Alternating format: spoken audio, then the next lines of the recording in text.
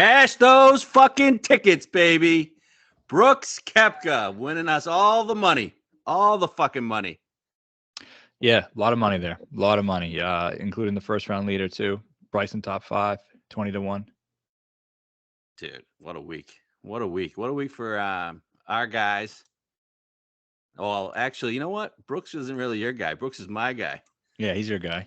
Are you coming around on Brooks? You've never been a Brooks guy. I still don't love him. Like, he's not my favorite golfer, but I respect the shit out of what he does on the course. And, you know, I can take the bias out of it, which a lot of people really struggle doing. Yeah, that's what's crazy about it. You got to be able to do that. I've taken the bias out. I bet Spieth there from time to time. Yeah. Yep. I'm pumped and I'm mad too. Like, first, I'm happy, but I'm also mad, and I feel a lot of greed today. I wanted to come in here saying like I'm happy about the me and you want to combine 100,000, but I'm not satisfied. I didn't even fucking eat lunch today because I was just so fucking hungry for more money. I wanted to starve myself just to fucking get myself going. You know what I mean? Get that. I don't want to eat too much at lunch and start feeling happy about it. I wanted to stay a little angry, keep a little edge to me. So I've starved myself breakfast and lunch. So you ready to bet some guys then? Is that what you're saying? Yeah, my testes are full. All right. All right, let's get to Brooks here. These motherfuckers keep betting Sanjay and Homa and Burns, and you had Brooks Koepka at 22-1 sitting there, and we gave you a million reasons to bet Brooks last week. The whole Northeast thing, and all the great results dating back from the week before the Masters. We actually watch LIV. We actually watch these events, not just the PGA events. And it's for reasons like this, these fucking tournaments, because we want to know if these top-end talent guys, the Brooks, the DJ, the Cam, the Bryson, the Reeds, if they can compete in these majors. And you have all these other fuckers that want to bet Sanjay to win a fucking major. The guy with the fucking smallest penis in the world. Yeah. Fucking micro prick Sanjay. Everybody's still betting him this week. The guy was fucking 15 over. And he didn't get a price discount either. He's like still 18-1. Yeah, what the fuck? If he was 40, sure, but no, but man. Just another reason why these guys should be following us more, because we actually care. We actually watch the golf. Like, we watch LIV, and I could have told you that LIV, they're playing real golf. It's not like everybody says exhibition golf, but no, they're actually competing against each other. If you actually watch it, like, yeah, some of the courses suck, but they're still playing golf against each other, and they're just as good as any of the PGA guys. Yeah. Granted, it's not as deep, obviously. They're just as good as they always were, and you're completely right. A lot of people want to crunch the numbers and shit. Like, I saw so many bad takes last week. It's like, well, my numbers indicate that Brooks really is overvalued in this field. Well, fuck you. You have no fucking clue. You think Sanjay's a better bet than Brooks because your numbers don't make Brooks a good play. The guy won fucking now 3 majors in New York, 3 Wanamaker trophies, 2 U.S. Opens. This is a U.S. Open style setup. But your numbers indicate something. Shove your numbers up your fucking ass, man. Bet winners. Stop betting losers every single week. And people are like, well, yeah, he doesn't know his stuff. No, you don't know fucking dick, man. Shut the fuck up. Oh, man. And they rag on the live courses like they're just prime bird fest. 90% of the PGA events are bird fest, okay? Like, the PGA setups aren't great. There's like 5-6 courses on the PGA Tour that are great. And the rest of them kind of just are like whatever, but we've seen it for so long that you guys like think they're okay, but they're really not that good. They're not at all. Another fake narrative. That's a complete fake narrative about the birdie fest and easy setups. Like, not true at all. Yeah, there's some birdie fest, like you said, but there is on both tours. Valderrama's on the schedule. Pretty tough course. You had Sentosa a couple weeks ago host the Singapore Open, where a lot of great PGA Tour players have won. And the winners in the 15 to 17 under age. Like, this is all stuff that you could just know if you just looked. Like, I mean, it's really not that hard to find. Like, Brooks, I knew Brooks was back because he won LIV Orlando, shitty course. Then the very next week, he was the 54 leader at Augusta, and he didn't play well on Sunday, but he finished second at Augusta. Great. Then there was 3 more LIV events, and he was top 10 in all 3. Yeah. And his stats were great. We read off the stats the week before and said they're relevant. And say, "Oh, the stats aren't relevant there." Well, it looks like they fucking are. It looks like they're relevant. Okay, I don't know what you can take out of that. Well, we did, and we took out of it the fact that he was going to win. And he did, and it was the most conviction we've had in a pick in a long time. I don't want to hear. We're calling majors months in advance, fellas. Months in advance. We gave you Rahm in February. We gave you Brooks a month before the PGA. We bet that shit. I fucking parlayed Tony Finau to win the Mexico Open with Brooks yesterday to win the PGA. And that was during the week of the Mexico Open. We knew this was coming. We said it was coming. Right after the Masters over a month ago, we said, why is Brooks not the third favorite? He should be behind Rahm and Scheffler, and that's it. And he was the sixth or seventh favorite. And you guys were still betting Xander, who finished fucking 8 over. You're betting Cantlay, who I like, but he sucks like in these majors. And I'm gonna bet him in the next major probably. But so I'm nothing wrong with the Cantlay bet, but go Cantlay Brooks. Like, I mean, I just don't get what you have to say. And now the goalposts are moving. You know, again, just like they always do. They move and move and move. And I saw like someone giving credit on Twitter today of like, well, the foreplay guys are saying it's crazy that the live guys aren't in majors and blah, blah, blah.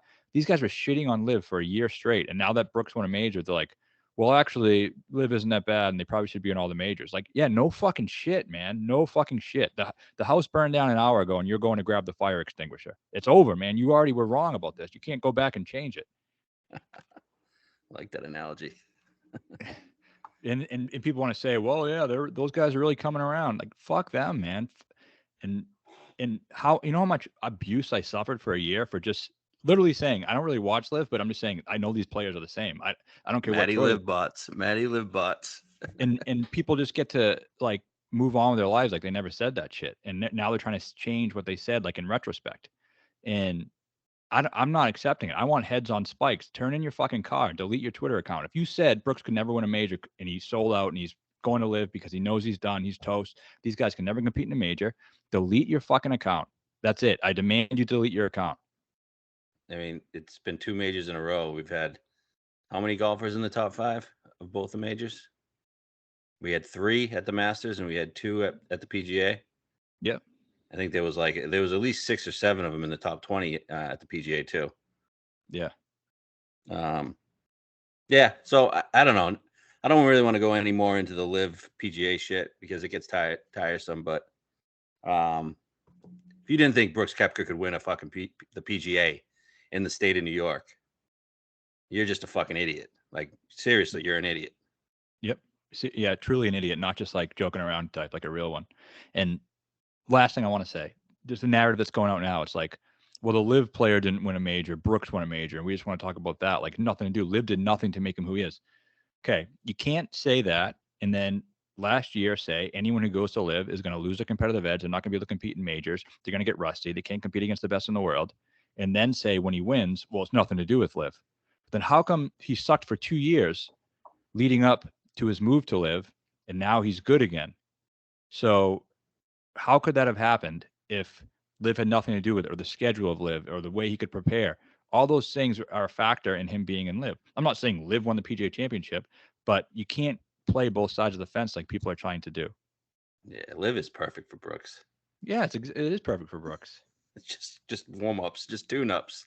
Yeah, get tune-ups, 4 big majors a year. Who said today? I think I saw you retweeted it. $4 million tune-ups. Yeah, like guys getting millions of dollars to win, to finish in the top 5 every live event. Who was it who said today? I think you retweeted it. Said, if you really want to talk about the exhibition shit, there's everything is an exhibition. There's 4 real tournaments a year. The rest are exhibitions. They are. No one gives a fuck about the rest of them. I guess there's some events you give a fuck about, like next week, Memorial. That's a big one. And how about this? They're trading legacy for money. What's going to affect Brooks's legacy? Is it going to be making him in the best form he can be and the most healthy he can be for majors, or is it going to be winning the fucking John Deere Classic? Right. All right. Legacy-wise, Brooks, he's in some rarefied air now. He's got 5. It's only 20 golfers. Yeah. He gets to 6 or 7. I mean, he's like a top 10 player. Yeah, top 15. He's probably already top 15, right? Yeah, I mean, probably. You look at, I mean, it's hard to compare those eras. You have all those guys from like 1920. You know what I mean? Well, right now it's Rory and him. Who is he ahead of Rory? Yes. Yes. I'd say definitively yes. So one major is more than like 15 PGA wins. Yeah, I believe it is. What do you think Tiger would say? Tiger would say yes. That, yep. That's all I You're care right. about. That's all I give a fuck about. And you need, and like you said, I saw you say this too. Rory would trade those 15 for a major. He would. Whether he says it or He would not. definitely answer that. If you gave him truth serum, he would definitely fucking answer that. Oh, he'd need the truth serum. Yeah. But I don't know. I know he's the most honest, forthright guy on the tour, but no, you'd have to slip him some because I don't know if he'd admit that. But yeah, he was happy. I mean, he was happy hugging Rob Block after his whatever his name was after his fucking up and down. So that's cool. Yeah. All right, let's talk about Brooks yesterday, man. How disciplined is that guy? He is the most disciplined fucking major champion in the world, man. That's what makes him so good, man. Like even the round he went low on, I mean, relatively low on Saturday. Like he was taking his medicine that day too. He wasn't doing anything overly aggressive, left some out there, but like he knows exactly what it takes to win a major. That's why he's so good in these new style PGAs in the U.S. Opens. Yep, came out, birdied 2, 3, and 4. So he's 3 under through 4. Absolute stripe show to start the day, and then 6, he got a squirrel. He went in the water there. I was like, fuck. But then he hit a fucking incredible shot, man. That was a great iron shot from that rough. It was a great shot. That was a long shot. I mean, double and triple was in play if he didn't do that. Yeah, and that's what he does. He just avoids the doubles in these majors. Like he'll take a bogey. Then you get to 11 when he got plugged there, and he just found a way to get on the green and made bogey. Yep. He was fine making a bogey. No, and then 13. 13 was when I finally knew he was going to win. When he made that putt on 13 after Hovland birdied. After Hovland birdied, I was a little nervous. I'm like, fuck. Yeah. And then they showed like the back end view of the putt, and it looked like really downhill. I'm like, fuck, this is a longer putt than I originally thought. And then boom, the guy's just fucking nails. Oh, it was a 10, 11 footer straight downhill breaking. Like, yeah, not many guys make that putt. Yep. And then he gets the 14, drives the fucking green. Wow. And then 16 happens. I kind of felt bad for Vic on 16. But as soon as Vic hit it, Brooks is just like, you know what's so great about Brooks? He's such a fast player. Just so awesome. He just got up there, just cranked it to 4 feet. Ball game. You know what it is? He's opportunistic. Yep. He doesn't take unnecessary risks. He plays the way it's supposed to play. But then when he sniffs a little blood, that's when he goes after it. And that's what that was the best thing about it. Like, Vic hits it in the bunker and then, hits it in the embedded, whatever. And then you could just see Brooks he's fucking smelling blood in the water, and boom, that's when he pounces. That's so impressive, man. He's such a competitor. I respect the fucking hell out of him. He's great. Victor, guys, he's coming, close. Man. He's coming. Yep. You like him better at U.S. Open or the Open? I prefer the Open. I've been pegging Hoylake for him for a year. I think you told me yesterday we should bet it, and I was like, I already bet it like 8 months ago, just because the Open for the Open, yeah, because we always said this skill set wise, he's almost like a little Rory. I think that's Rory's one there, and I think and that's going to be a lower scoring event where I think it's almost going to be like St. Andrews. You're going to get a 15, 16, 17 under winner. Yeah. I like that for him. I like the fact that I think it's going to be link style where it's around the green isn't that big of a thing. We started St. Andrews the way he kind of got up and down a lot easier there. Oh, he was a fucking wizard this week, man. He's been great around the green in all the majors, so that's good. But you still think that he'd like it better in a situation like that. Yeah, definitely agree on that. Yeah, he played great. I mean, if Brooks Koepka just didn't exist, he's the winner.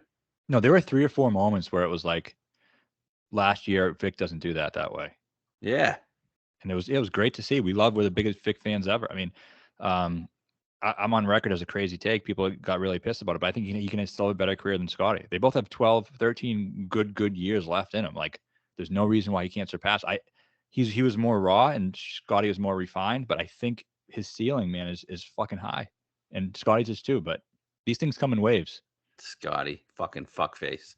That's my new nickname for that fuck face. I fucking hate his fucking face. I fucking hate that guy so much, man.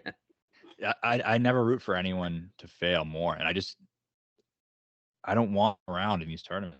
He doesn't do it for me at all. Like there are a lot of other guys who I didn't like at first, but you come around and the guy's elite, great player. Like, dude, I'm going to take my hat off to him. For him, and he is great, but like I don't want him to succeed. I want him to go back. I was never worried about him this week. I was actually really worried about Rory. We'll get to him in a second, but Scheffler, I don't know. Something's up with his putting this year, and I know he made the charge Sunday, but I thought he was pretty bad for most of the tournament besides that one day. And that tells you a lot of how good he is. That he's bad, but he still finishes third. He's great, and I do acknowledge how great he is. But and he finished tied for second. Yeah, he tied Vic. He made a birdie on 18. You weren't even worried about him when he went to 5 under? No, because I had so much faith in Brooks. Yeah, I mean not on Sunday when he took a 2-shot lead, went to 5 under on Saturday or Friday. Oh yeah, I meant on the weekend. Okay. Yeah, Friday night he was 2-shot lead, wasn't he? No, he wasn't leading. Connors was leading. Oh, he doesn't exist. That's true. Yeah, Connors, who the fuck is it? People are like, hey, Connors really similar to Duffner. Yeah, but he's a fucking loser. He is very similar to Duffner. No, career wise and player wise. I couldn't agree more. He's almost exactly like him, but it doesn't mean he's gonna win. I don't even who was chasing Duffner back then. I couldn't even tell you. Stricker, I think, maybe. Yeah, well, I tell you, it wasn't Brooks Koepka. No, yeah, that's a different animal. I mean, he's the guy. I said this on Saturday or Friday night. I was like, that ain't the guy you want breathing down your neck on a Sunday in a PGA Championship. Yeah. All right, then we got Bryson. And we'll do that to Bryson. You want to do Bryson or the sad man? We go the sad man, yeah. Dude. All right, let's start the week off with his interviews and shit. It's like, dude, just put a smile on your face. You're playing golf at the PGA. Yeah. Like, why do you just smile? Try to have a good time. And then he gets to Thursday, and he's so lucky he got out of Thursday where he was, because he hit 2 fairways. He got so lucky on that putt that he made from off the green. That kind of got him going. But then, like, every time he had to have been one of the leaders in birdies this week, but every time he would go on a birdie run, he would just compound errors and make bogeys. Like, he couldn't avoid the bogeys. No, he couldn't at all. And like, here's the thing. Start with the press conference. He's the most disingenuous person. Everyone thinks he's so honest and open. No, he's not. He's a fraud. And he says different things every fucking time. Yeah, he says everything different things every time, and then he, so the reason when he was not answering questions and being really like, not open and not saying things, he was trying to convince himself that he was some type of like tiger mentality, like a killer, doesn't care what interviews, doesn't want to be affable, just wants to show that he's like focused on winning and like he's that guy now. He's not going to talk about anything. He's going to focus. Like, he was just trying to put on a show, whether it's to convince us or to convince himself. Probably to convince himself that he's that guy, because he's just so lost mentally that he's trying out new things to try to convince his brain that he can win. That's how fucked he is right now. Yeah, he's still mentally fucked, huh? Oh, big time. He's just trying to make it seem like he's like, all right, maybe I'll play this guy. Maybe I'll play this character. Maybe I'll play this character. And it's not working. Does he have a chance in these 2 majors left? No. He doesn't. Just mentally fucked. I mean, we talked maybe about at the Open. Well, but didn't I think we talked about this before. Weren't you saying that you think that the fact that he won there puts even more pressure? Does. Just like this one, the whole narrative. There was a lot of pressure. There was a lot of pressure at St. Andrews on him. Yeah, but he hadn't won there, and 150th at St. Andrews, there was a lot. But he was playing so good then. Yeah, he's really not playing that great.